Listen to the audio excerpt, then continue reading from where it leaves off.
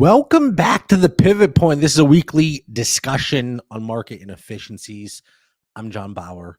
Usually I'm joined by Mitch Sorensen, but we could not get our schedules to line up today. It's always weird when it's solo and I don't need the headphones. I had them in to start and I was like, I don't need these.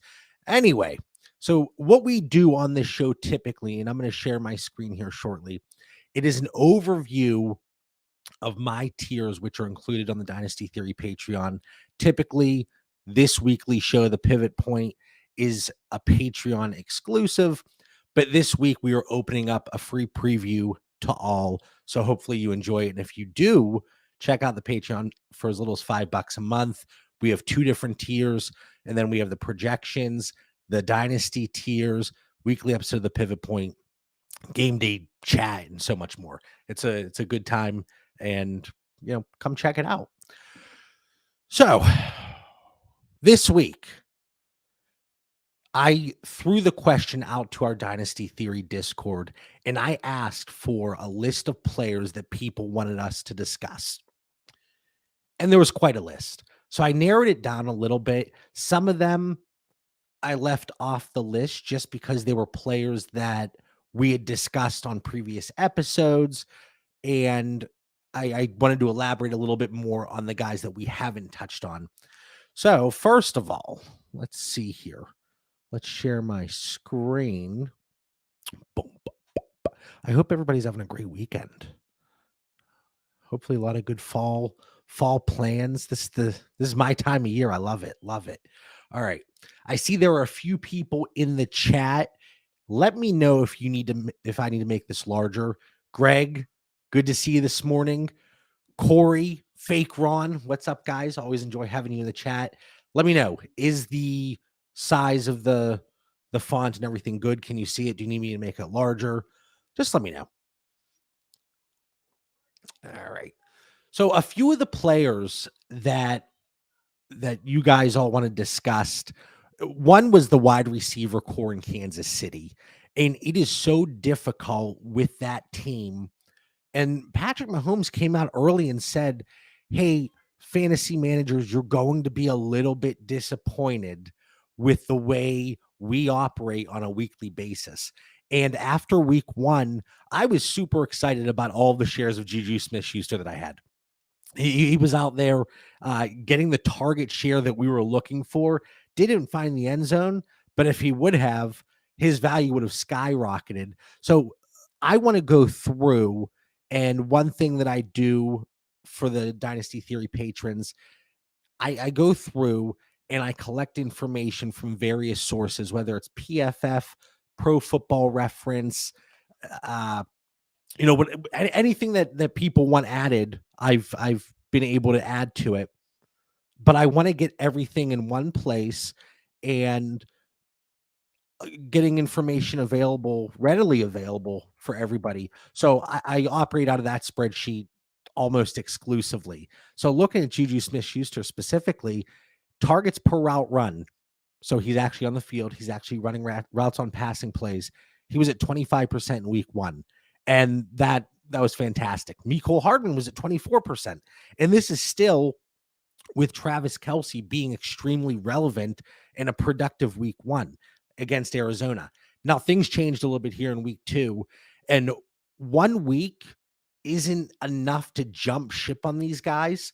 But if it continues, if this trend continues, then it becomes a concern. So for me, Juju Smith-Schuster is still somebody that I would be actively looking to acquire at cost. And you can see here, so the way I look at the market inefficiencies, I go through KTC, ETC, which is Dynasty Trade Calculator, and Dynasty League Football DLF rankings, all great resources in their own right. And they certainly show different information. DLF, they package up rankings from 5 or 6 different folks. I use the averages for this spreadsheet. Dynasty Trade Calculator, another good resource. And KTC is good because it gives you that public perception. And these are the ways that we take advantage. And that's the premise of the show. And I bring that up all the time. But Juju Smith-Schuster, got to scroll down a little bit. coming in average wide receiver 40. Now, as the offseason progressed, we were getting all those positive blurbs. Week 1 hit, his value was not wide receiver 40. You're going to see, and I know all the folks that are in the Patreon, they see it on a weekly, a daily basis, how quickly these values change. And especially for wide receiver, I've been seeing it. You're seeing guys flip and flop 10 to 15 spots each and every week. And that's where we can take advantage and find these inefficiencies. So Juju Smith-Schuster, I have him in green on the spreadsheet. And I'm pretty much in this sheet every single day, making updates that I see fit, whether it's based on the way I view a player, whether it is based on the market perception, because then we find those inefficiencies.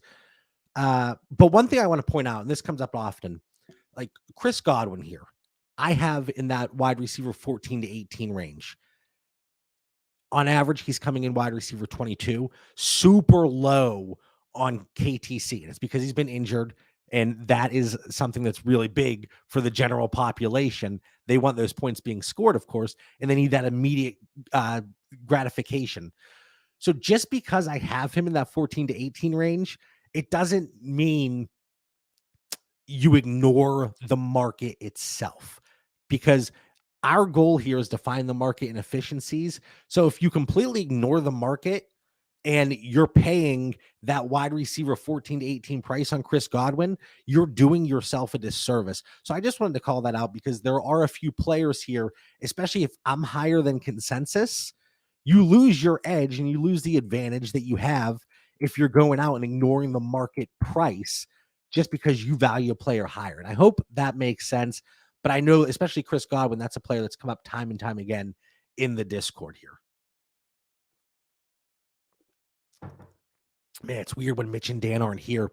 I got to sip my coffee here. And I'm like, man, that was like 3 seconds of silence. I don't like it. I don't like it. I need a little like waiting music whenever taking a little sip there. Anyway, back to Juju. So I have him in that 32 to 38 tier, just above wide receiver 40 price tag, but still somebody I'm actively looking to acquire. The route participation actually went up from week 1 to week 2. And we can't forget that San Diego. Oh my God. San Diego. They haven't been San Diego in how many years now? That Los Angeles Chargers defense, they are no slouch. A good secondary, they're able to cause disruption. Fake Ron says, elevator music, please. That was awkward. Listen, I can feel like I'm sitting here licking my lips. My mouth is getting dry. Should have brought a water up, but I'm sipping on coffee. Oh, man. So Juju.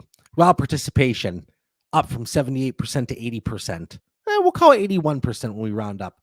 But the targets per route run, can't wait for the St. Louis Rams to repeat. Living in the past. I'm living in the past. But yeah, so it's good that we see Juju on the field. The one thing that I thought was interesting, and maybe this could account for part of it, his average depth of target in week 1 was 10.3.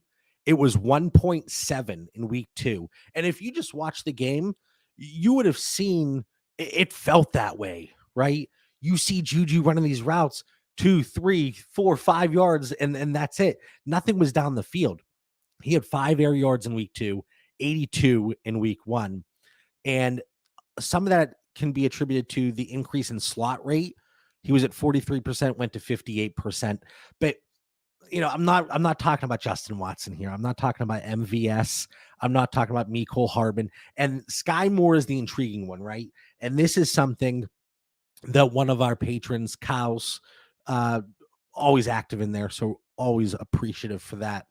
But he mentioned, hey, JB, maybe discuss some of the guys, some of the rookies coming out here in 2022 that have been underperforming, and maybe this opens up the window to go acquire.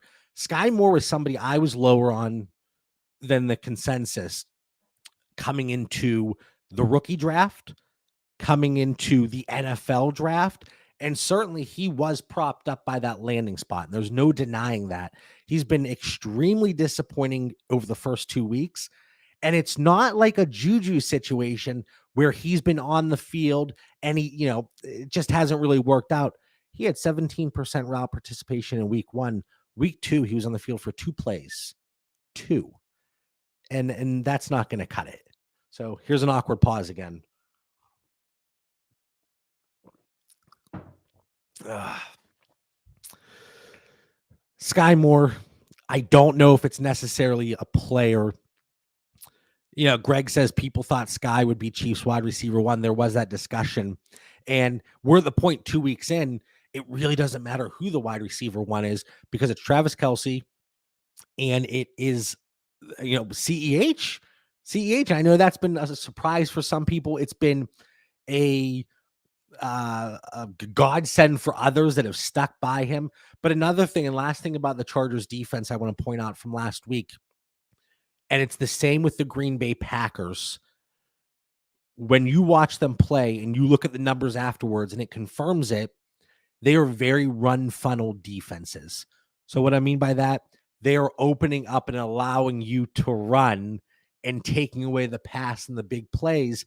So completely change the topic here, but week 3, Leonard Fournette, if he plays and if he's healthy, especially if the wide receiver weapon's not there, he's going to smash in Green Bay this week. Absolutely smash. And I don't know if the game's in Tampa or in Green Bay, but against Green Bay, he's going to smash. But Juju buying at cost. Sky Moore, you can see right here, Sky Moore. I have him in my 45 to 49 range. He's going wide receiver 39 based on the averages. Yeah. Comment in the chat from Fake Ron. Yeah, the Chargers aren't letting you get over the top. And that is exactly what opens it up on the ground. So you see those matchups, and I know start-sit decisions are big each and every week, but you see those matchups involving the Chargers on defense and the Packers. You want to utilize the running backs against those teams and maybe be a little skeptical and hesitant to get wide receivers in your lineup, given the opportunity to go elsewhere. So Sky Moore, Juju Smith-Schuster, obviously the 2 big key names that we're talking about with the wide receivers here. But Mecole Hardman has been we've seen improvement from him through 2 weeks. Am I going out and even offering a second for him? No, I wouldn't even. If I knew I had the 212, I would not give that for Mecole Hardman. So if you want to acquire him, sure. It's not a player necessarily I'm looking to, but go after it.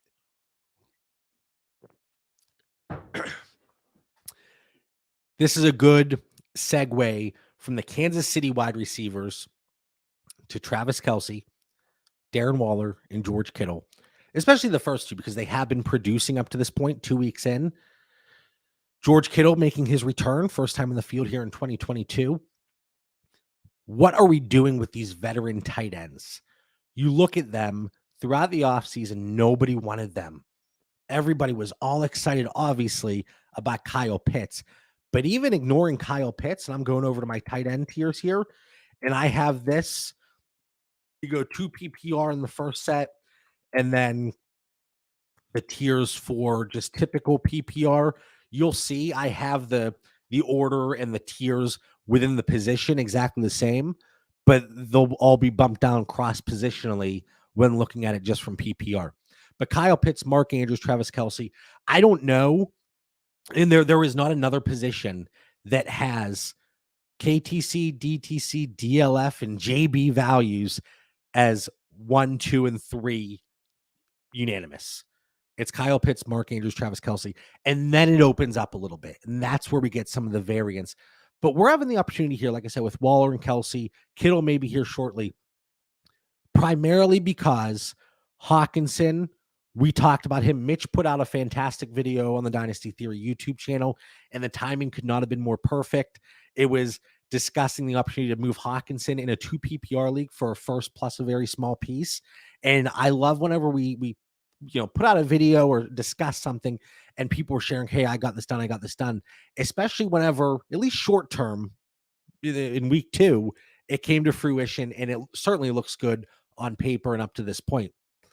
Dawson Knox, hasn't been overly incredible. Dalton Schultz a little banged up, but once you get past tight end 6, I think I wouldn't blame anybody for having them in any certain order.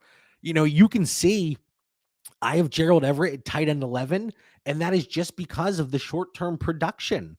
And we had a comment in the chat yesterday. Once you get to a certain point in your dynasty tiers for tight ends, especially, it is very redraft focused. Like, I would add to Noah Fant right now to get Gerald Everett. Now they're one tier apart. So if I have Noah Fant, don't come knocking and asking for a 23 first or a 23 second added on top. I'm not talking about that type of ad, but I'm still willing to add something. We're going through, and like I said, we're talking about Darren Waller and Travis Kelce primarily here. The opportunities. Now, I don't have either of them as a seller buy. And because of that, or the reason for that, is because I line up with the market. So we're always talking about market inefficiencies. The guys that I am lower, me personally, not Mitch, not Dan, me. So for better or worse, I take the credit and the blame. But if you have a Waller, if you have a Kelce, a Kittle, if he produces here with Jimmy Garoppolo in week 3, and you're not contending, I would certainly look at the teams that have a Pat Freiermuth, especially after this last week where he saw 2 targets late in the fourth quarter. I would look at David Njoku is going to be tough just because of that monster game he had here. But any of these guys that are younger that you believe in personally, so a Cole Kmet, a Mike Gesicki, if you believe he bounces back and beyond 2022 he finds a new home, Isaiah Likely, he's been rising up the boards. Noah Fant, if you think that offense ever figures it out. But I would look for a significant ad, and the opportunity is there to do that, where over the offseason it wasn't, right? People weren't really adding to Fant, significant value to Fant for Waller or Kelce. They weren't really adding to Kmet for those two. Like, you couldn't get Kmet in a first for the most part, even in tight end premium for Travis Kelce. And now I think a lot of people, especially if that first is projecting to be late, they're looking to do that because every year tight end position is so deep. It's so deep. It's so deep. This year more than ever, it might be a wasteland. Like, it is just, it's been rough. It's been tough sledding. But the story holds true here. If you do believe in TJ Hawkinson, he's coming in tight end 6. I have him 7 to 8, so not a huge difference, but certainly somebody that I'm still looking to pivot off of if possible. So there are certainly opportunities here. If you're contending, the manager in your league has a Waller and is 0-2, soon to be 0-3. Rest of their roster not very strong. We have a comment in the chat from Fake Ron. Every time someone says Cole Kmet, my beard gets another hair. I could use that. I don't know. I haven't shaved in like 3 weeks. Yeah, that's how sad this is, guys. So thanks, Ron. Thanks for bringing up these bad memories. Yeah. So as we're working through this, I see some more people creeping behind the scenes here, watching live. I see Greg and Ron in the chat. But if any other players that you want, a gray hair. I'll even take a gray hair. I can't get any hair, and I'm Italian. It's some BS. But the opportunity is there for those tight ends. Terry McLaurin, I had the honor and privilege of jumping on with the FF Dynasty folks.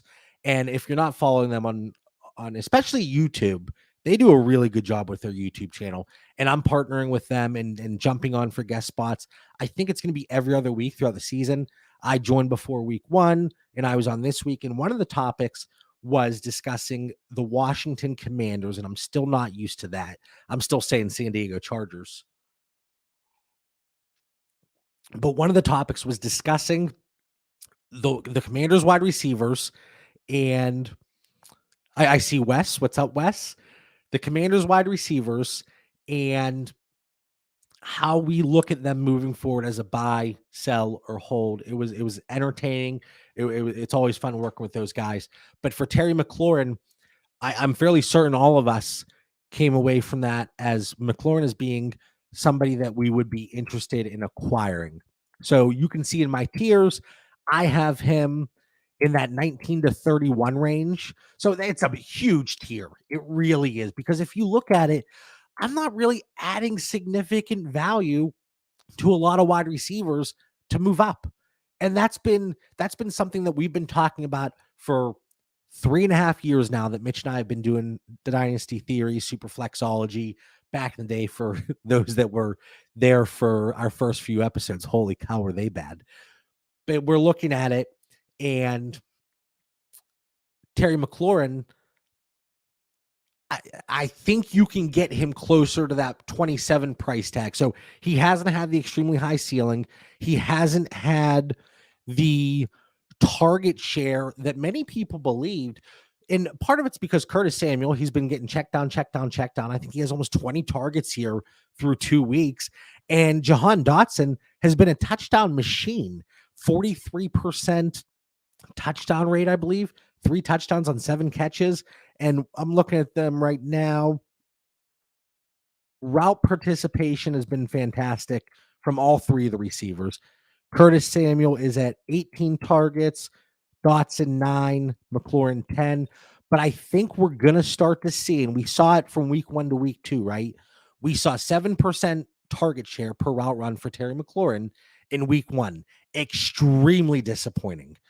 Jumps up to 15%. So did my voice there. I don't know if you could tell, but it sounds like I'm going through puberty. But it jumps up to 15% there heading into week 2. And we actually saw a decline for Jahan Dotson from 13% to 8%. But again, really being bolstered by that touchdown upside.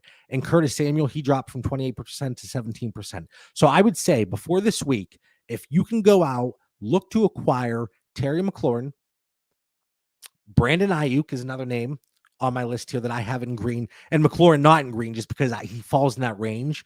But still, I've been finding managers that might not be as high on him. But those are the 2 names that I'm still really interested in acquiring. And Treylon Burks, too. I talked about this on this week's episode of the Dynasty Theory, the weekly show. But his route participation, it's getting a little bit higher week after week. But his targets per route run, it's hit over 30% both of the first 2 weeks. And in that category, and I got to remember offhand, it was like Diggs, Amon-Ra St. Brown. Who were the other 2? There were 5 guys that hit at least 30% target share per route run in each of the first 2 weeks. And I think Tyreek might have been one. Anyway, there were 5. And Treylon Burks was actually one of those 5. So very positive signs early in his career after he couldn't finish a practice throughout the offseason. But Burks, Ayuk, McLaurin, guys that I'm looking still to acquire here before week 3 really goes into full effect here. And I think you can get those guys at a reasonable price. So I do think the wide receiver the Washington wide receiver core is going to balance itself out. And I said this on the guest spot. Cup. How Greg, how could I forget Cup? Holy cow. I'm still on my first coffee, guys. I'm still on my first coffee. But I said this on the guest spot, and I said Curtis Samuel, I hate to say, and I know any of the fantasy football injury experts, this is going to make their ears burn, but I hate to say anybody is injury prone. But if somebody had that label, I think it could be Curtis Samuel. I have a few shares.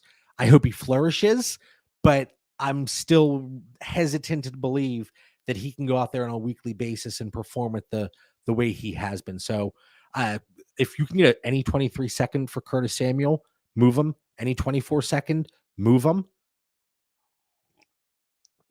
And then Dotson, I would say, is closer to a hold. His price has risen tremendously. If you want to buy Jahan Dotson, wait a few weeks because that touchdown rate of 43% is going to come back towards the average across the board in the NFL is about 7.5%. Some guys perform above it, and their mean is certainly not the mean of the NFL. I'm looking at you, Adam Thielen. But then there's guys that are below. DJ Moore, like he's getting 4 touchdowns this year. Book it. Like it's every single year like clockwork. And actually looking at my list, DJ Moore. That's another name that somebody wanted dropped here. DJ Moore all off season.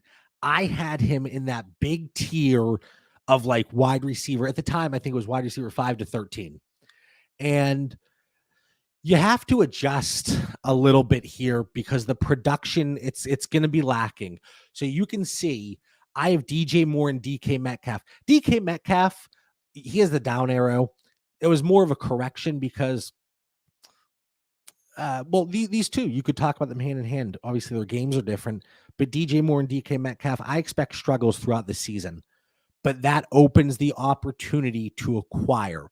And while we are in redraft mode, if there are managers, especially in start 3 wide receiver leagues, that were counting on DJ Moore, they were counting on DK Metcalf, they were counting on Chris Godwin to be producers. And you know what? I got to highlight DJ Moore here in green. I'm going to highlight him there in green. There we go. And DK Metcalf would be, but I think that price is going to continue to drop. So again, just like I talked about with Terry McLaurin, where go out and acquire him now. DK Metcalf, you very well could wait a little bit. DJ Moore, you could wait a little bit, but if somebody starts to get frustrated, just go out, send a feeler offer. I'm not saying completely lowball somebody.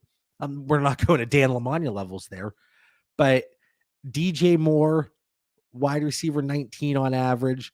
Can we get?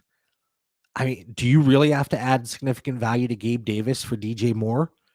I don't think so. I really don't, especially once Gabriel Davis comes back healthy.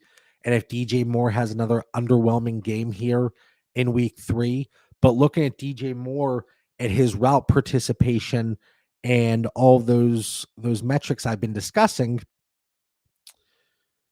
he's 100% route participation. He has run a route on every single drop back the Carolina Panthers have had through 2 weeks. We look at slot rate, out wide, inline, DJ Moore for fab, right? Maybe $20 fab. That should get it done, Greg. Yards per route run a little bit low. Air yards. So his target share week over week went from 14%. I say he, this is DJ Moore, 14% to 21%.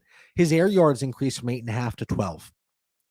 If we can continue to see that higher ADOT with DJ Moore and the increase in targets per route run, we're still going to be disappointed sometimes on a weekly basis. And luckily, he found the end zone to save his week here in week 2. But 6 targets, 3 receptions, 43 yards. Actually, this man is nothing but consistent. 2 weeks in a row. Let me double check I didn't have a typo here. 2 weeks in a row, 3 receptions for 43 yards against the Browns and the Giants. We talk about him getting 4 touchdowns every year. This dude's just getting the same stat line week after week. He just so happened to see the touchdown on week 2. But like I said, DJ Moore, DK Metcalf, Terry McLaurin, maybe the time isn't necessarily now to buy them based on your league mate if they're not so frustrated, but just go explore. Chase Edmonds is a name that was dropped to be discussed. And I am disgusted with Chase Edmonds and the Miami Dolphins because at his price, I was high on him, okay? And I made several trades, acquired several shares throughout the offseason because I believed, and we saw in week 1 with the usage, I believed he was going to be the guy, not the bell cow, but he was going to have the opportunity in the passing game at least. And looking at, where do I have Edmonds? There he is. So he did move down a little bit for me. I'm in line with the market. If you want to throw feelers out, fine. He's certainly not a sell because he has that deflated price. But if you could find like something I would like, if you have Chase Edmonds, maybe you could do it. And this is always my guy.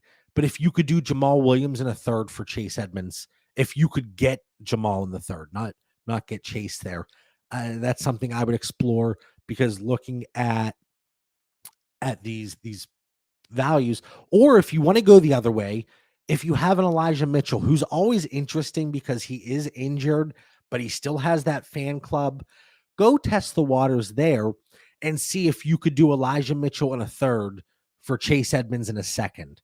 It very well might get rejected, but at least just go try it if you believe in Chase Edmonds.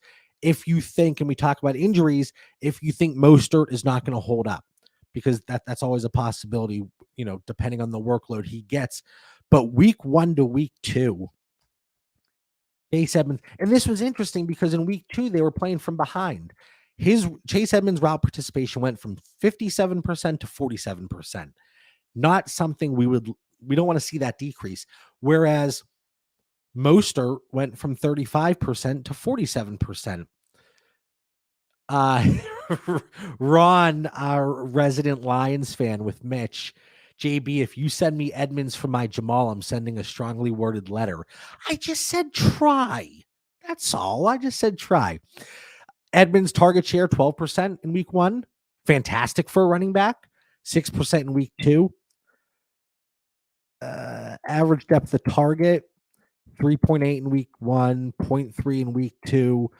It really was gravitating towards the Raheem Mostert show. So I would look to acquire Edmonds if you can get him at that discount. But if not, I would be very skeptical and hesitant to acquire at face value just because Raheem Mostert, if the usage were flipped, I'd be fine with it. But very disappointing to see Mostert and Edmonds run the same amount of routes there against the Ravens when trailing for most of that game. So not something I want to see. And the last name on the list, trying to keep this episode a little bit shorter. If Mitch were on, because we would have had some fantastic back and forth, this would have been at least an hour show.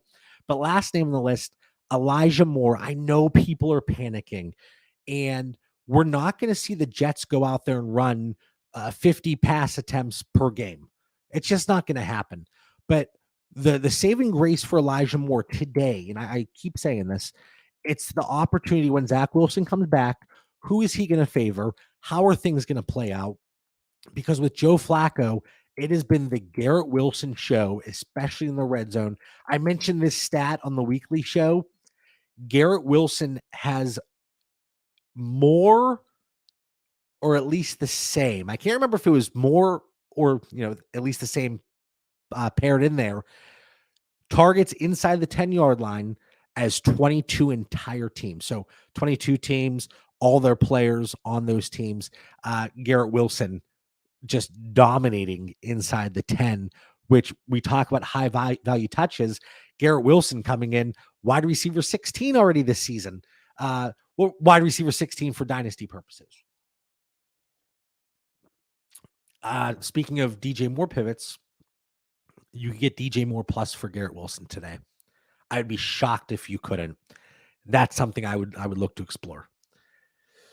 Let's see. So Elijah Moore, I have him down here in the 19 to 31 range. Again, JB, that's a massive tier. I know. And it is challenging.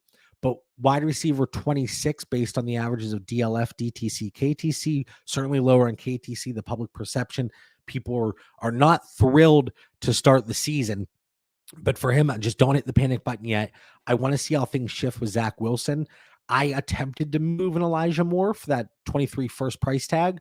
I was told that the person would just move a 23 second, and I wasn't looking to move that conversation forward anymore. So I'm exploring opportunities to acquire and move, certainly at the right price, not just looking to dump any of these guys. Let's see. So route information, like Elijah Moore, he's been on the field. This isn't a Sky Moore situation, coincidentally, with the same last name. Let's see here. Position, wide receivers. So route participation, Elijah Moore leading the way both weeks at 92% and 89%, week 2 and week 1. Corey Davis, he's sitting there between 68 and 75%. Garrett Wilson seeing a notable uptick up to 75% for week 2, but it's the target share. Garrett Wilson in week 2 had a 31% target share. Okay. 39% target share per route run. But Elijah Moore, like still solid air yards on a weekly basis, average depth of target, fine.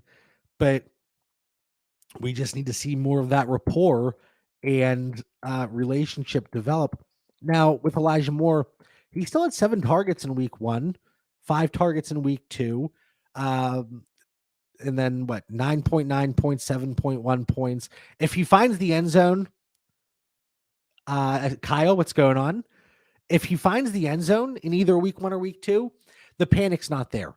And we're talking about a stat that is wildly, the variance is just drastically different week over week. And I mentioned with Jahan Dotson. So Elijah Moore, while he isn't necessarily demanding the red zone targets, you got to believe that the touchdowns start to come here for him. And with averaging 6 targets per game here early in the season, I keep mentioning it, but I want to see how that develops with Zach Wilson once he's back. So Elijah Moore, kind of that neutral stage, if I had to say sell or buy. So when they are neutral for me, I'm looking at both opportunities. I'm looking to see if I find somebody that's a little above market, and then I'm also looking to find somebody that's a little below market if I'm looking to acquire. So that's today's show. I hope everybody enjoyed it. Again, we do this show on a weekly basis. Typically, Mitch is with me, so you don't have to have those awkward pauses when I have to sip my coffee. And like I said, I hope everybody enjoyed it. I hope you all have a fantastic week 3. Hopefully, whether you're a contender or you believe you're a contender or you're entering a rebuild, you start to gear up and you can get closer to one of those 2 goals. So for Mitch Sorensen, while he's not here, as always, for Mitch, Dan Lamagna, I'm John Bauer. We'll catch everybody on Tuesday for the weekly show. Have a great weekend, guys.